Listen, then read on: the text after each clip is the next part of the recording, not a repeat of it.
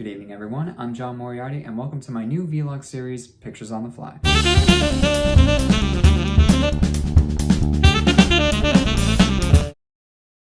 Wandavision is the Marvel Cinematic Universe's first series streaming exclusively on Disney+. It stars Elizabeth Olsen as Wanda Maximoff, aka Scarlet Witch, and Paul Bethany as the Vision. Wanda and Vision find themselves already established in a small town of Westview, where everything is black and white and styled like a 1950s sitcom with laugh track and everything. As each day goes by, time jumps forward a decade, from the 60s to the 70s to the 80s to the 90s and finally the early 2000s. As they're living their everyday lives, they start to notice some strange things happening around them. Random voices coming from radios, mysterious people appearing out of nowhere, and eventually they realize something isn't right. During this time, we as the audience discover that Wanda, Vision, and the people of Westview are inside this strange anomaly that's cut off from the outside world. Meanwhile, this government organization, much like S.H.I.E.L.D., is trying to contact them and enter the anomaly. We see a couple side characters from previous MCU movies and are introduced to a couple new characters, which we'll probably see in future stories. So naturally, when I heard about this, I was really interested in what the MCU was going to do. I've followed the MCU since the first Iron Man movie, and I've watched every single movie since for the past 12 years. And eventually, when Avengers Age of Ultron came out, I was really excited to see what they were going to do with Scarlet Witch, Vision, and Quicksilver.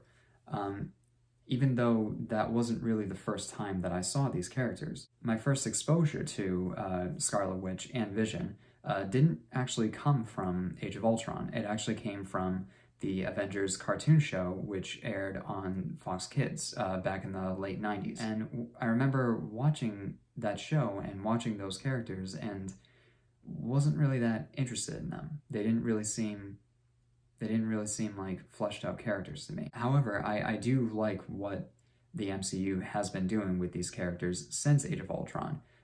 They haven't really been the center of their own movie or their own story since then, but you could definitely see their evolution through the different Avengers movies since then. So in other words, I really enjoyed the show.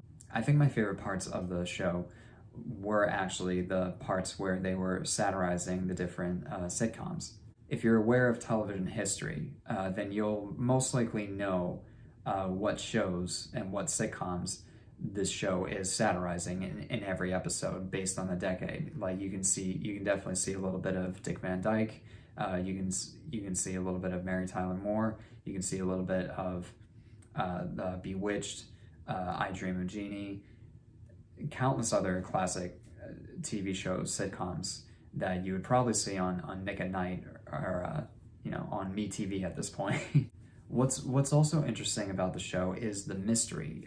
You're so sucked into the comedy, into the just how very detailed and how very fantastical the sitcoms are. But then once you start noticing the elements of the mystery start to come in, it grabs your attention even more. Like you're trying to figure out what is going on, like what's happening, like is any of this real or not? What's also funny about the show is during the episodes, while they're in the TV world, while they're in TV land, they would show commercials that were made specifically for these different decades. And even in those commercials, you would see strange little hints here and there, have something having to do with either the Marvel universe on its own, or something about whatever is happening like in real life. The mystery of the earlier episodes really drags you in, and it manages to also take its time while unfolding the mystery. Like not everything is spelled out